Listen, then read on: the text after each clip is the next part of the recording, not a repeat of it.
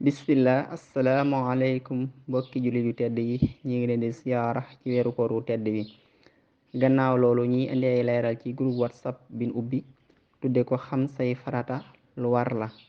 xam say farata lu war la ñuy leeral jubluwaay bi li ko waral moo di jullit bi war naa xam diineem, war naa xam ay farataam, ndax jaamu yàlla day fekk nga xam noo koy defee.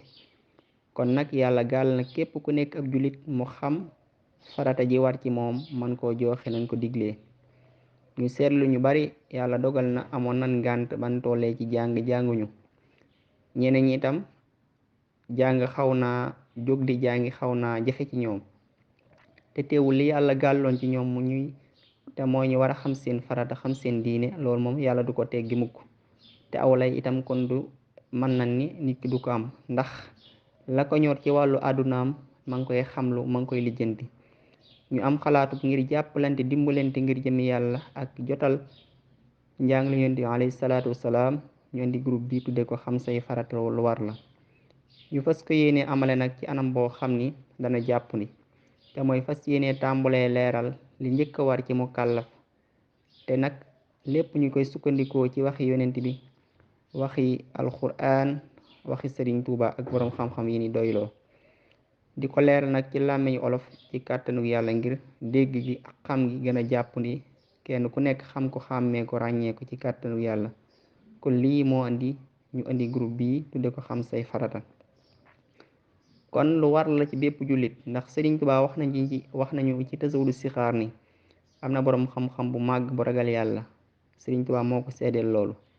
nee na boroom xam-xam booba nee na képp ku def ak jaamu yàlla te xamul àtte ba, xamul farata ya, xamul sunna ya, xamul la ci aju, jaamu yàlla googa yàlla du ko nangu. jaamu yàlla googa du baax, moom sax li muy def bàkkaar la ca mujj am, wala iyaasu billah. moo tax Sëriñ Tuubaa ni képp ku umpale ay farataam, xamu ko, xàmmewu ko, laaju ko, lijjantiwu ko, kooku alag na boppam, kooku tooñ na boppam.